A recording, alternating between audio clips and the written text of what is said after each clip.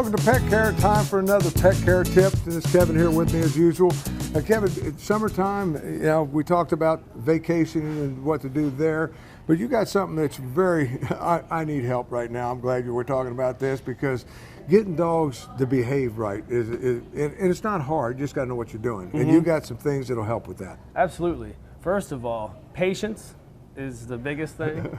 And also changing your mind into thinking like a dog, not like a human, which is certainly easier said than done. But the biggest thing is motivational. Most dogs are food driven and they have training treats. They're little, they don't ruin the dog's dinner. But you put 10, 15 minutes in a day, you can have any dog doing anything you want. Yeah, that's all it takes. So I got to rave about these right here because I picked these up. I got to tell you, if you got a dog, and when I pull these out, these dogs will sing. Right. They will do anything I ask them to do because it's unbelievable what they can do. And when you have a puppy, you want to keep them with you too, because you know, I mean, you want to praise them for doing the right thing. You know, it's when they're being good, we usually don't pay them much mind because they're being good. But that's when you want to praise them. When they're doing the right thing, praise them. Because when you have a puppy in front of you, and he's not trained, he's going to do everything. He's going to jump, he's going to bark, he's going to do, you know, a million turn around and spin and whatever. When he'll sit down. When he sits down, you praise him at that point. Right. And it's just getting them to do what you want them to do and then praise them. And I guess when you say praise them, it's just as important in housebreaking them, you know, and praising them with that way. Is that a good time to give them a treat as well? Absolutely. And that's the thing too, when you get a puppy, first of all, I definitely recommend doing the crate training. I hear a lot from people, I don't want to put my dog in jail or that kind of thing. But we do put our kids in cribs and playpens. It's the same idea. Plus, it's safe for them. And in the wild, dogs have their den. And as long as you keep it a good thing, you don't want to scold them and put them in there and associate it with being bad. And say the same thing every time you put them in there, kennel up. And you want, like I said, keep it a good thing because, you know, you're late for work or something and then you're trying to get the dog in the crate and he won't go because he thinks it's bad. You don't want that to go. And what that'll do is teach them to hold it going to the bathroom. Because right now, you know, when you get a little puppy, they don't know. They just squat whenever. Sometimes they're just bored, they'll squat. So I never thought about that with the crates because we have the crates, but we also have the pen that we got, and we put the puppies in the pen, and they've got the pad in the pen. They use that pen, the pad there, and sometimes don't quite hit it. But if I put them in there, that'll teach them how to hold it a little bit longer. Yeah, exactly. Now it depends on your schedule. You know, if they're at a baby's age, you know, they're only going to go maybe 3-4 hours tops. So if you had to work all day, then your way is probably the best way to go. But once they're about 16 weeks old, they can go just about 8 hours without having to go. You don't want to give them food and water while they're in there because that's just, again, they'll eat from being bored, drink from being bored, and then we know what happens then. Right. You know? And then when you come home or you wake up, take them right outside, put them on a lead so they're with you, and be armed with these. So when he squats and goes, you want to praise him. Yeah, because that's one thing I haven't been doing. I've been telling them good boy and all that kind of stuff, but I haven't been giving them treats for doing it in the right place. So that's and verbal, that's good too. I mean, they have things. They have clicker training, and that's the idea. Whenever they're doing the right thing, you just hit the little clicker, and they associate that with doing the right thing, or that a treat's coming. So then you may not have to like run right to them and give them that treat at that time. But they are, you know, they're puppies. They have ADD. So if they go to the bathroom and then 2 seconds later they see a butterfly, that's where their mind is. Right, you know, so you gotta.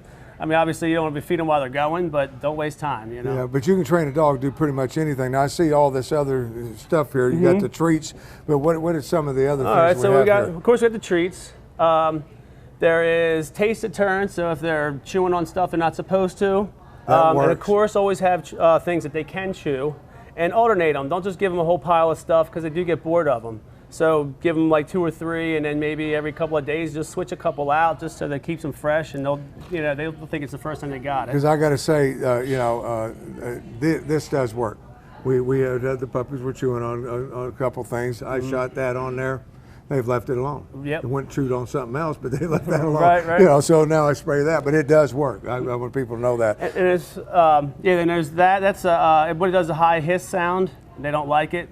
So I know like UPS guys will have that stuff, so they don't have to mace them or anything like that. They just hit that, and it usually, you know, it'll get their attention for sure. Yeah, and that's just to grab their attention, bring their focus it'll back stop to you. Them. Exactly. Right.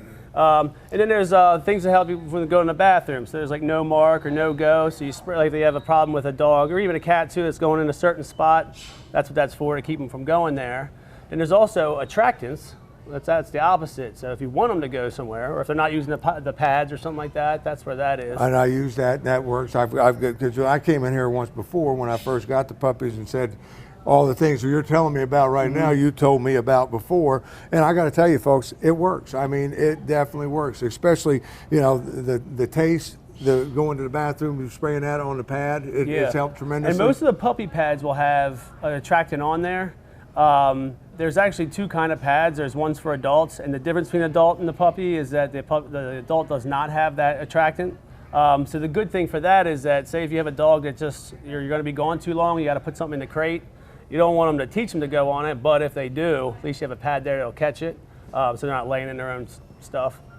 And then I was looking at this. What do we got here? Now these are for walking. Now, first of all, the gentle leader, it's not a muzzle, but it goes around their nose, their muzzle. And what that does is it helps with pulling, because they can't pull with their face.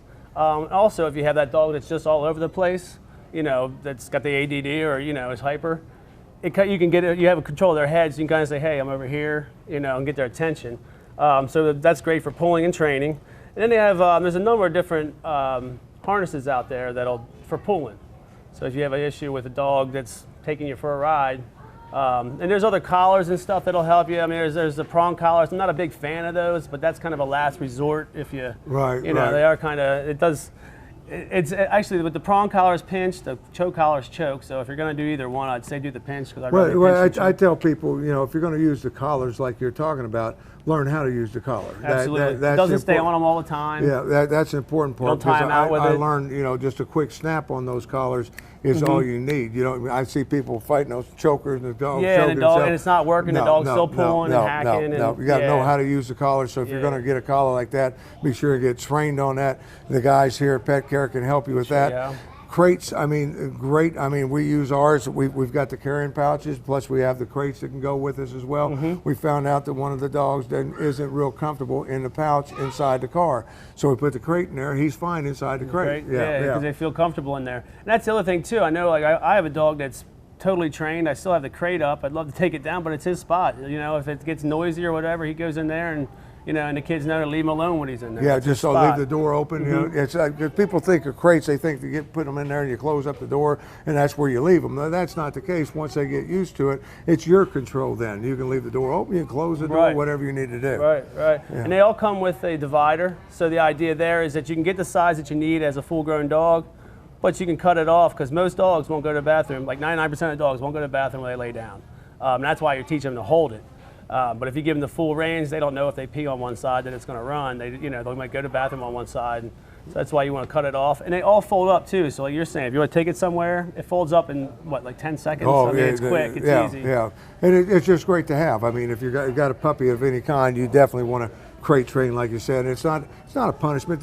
Like, dogs feel comfortable inside there. And that's what you want. Yeah, be sure they have the padding and things like that. So get comfortable, make it comfortable. And I usually suggest that, you know, when you get a puppy, maybe try with like an old towel or something like that, just in the beginning, because if you spend a lot of money on a bed and he chews it up or goes to the bathroom on it, you know, then once you know he's good in there, then you can get yourself something nice kind of pad in there. You know. We've had a couple of them. And you also remember in the summertime, depending on the heat, sometimes, I mean, you'll find your dog sleeping on the linoleum and stuff, so they may not even want it in the wintertime. Right, because I know mine's on the hardwood floors this time versus in the wintertime they're on the carpet. So, you know, there again for seasons, all kinds of treats. And I guess any of it works for training. These are a little bit bigger. Yeah, a little bit bigger. Yeah. It depends on what your dog likes. Again, and people say you can't teach an old dog new tricks. You can teach any dog at any age whatever you want. And at that age, once they're older, you know what they love. So, you know, they'll do whatever they can do, got to do to get it, you know. But I'm telling you, folks, if you want the magic, I'm sold on this, because we got a dog that's 15, and then we got the two puppies. And when I bring this out, they all come through. They did that crinkle. Oh, they immediately. I don't know. I'm wanting to taste it myself because they learned how to sit in like 2 seconds. So they all sit down. And they wait on me to give them the treats. I mean, it's just unbelievable how fast they will react to it, and they could be running wild, and I can grab that bag like you said. They hear that crinkle. Or if you're not sure where they are, they'll come over and sit immediately. I don't even have to say. I know you have smaller dogs, but if you got, if they're upstairs or downstairs, you don't know where they're at. You just open that drawer up and they come. Yeah, it's there. You're going to find all your needs right here at Pet Care. You got this location. You got 2 locations, Kevin, if you would. Bear, Governor Square. That's Route 740, and Newark. 4 and 72. Yeah, so you got that, and the folks here answer any question you have. Very knowledgeable people. If you're looking, whatever you're looking for, they're going to have it at Pet Care. And the one thing I like about it, you come in, you got people that will help you because thank you so much. You've been very helpful to us since we've got the puppies and helping us along, and they're doing great. Got the first grooming the other day. And success is so important because that's when you have a bad dog or something that ends up in the shelter, and nobody wants that. So any question you have, go to the website. You can find out a lot of it there, or better yet, just visit the store, speak to Kevin or any of the staff members. Until next time, for more pet tips from Pet Care. We'll see you. Bye-bye.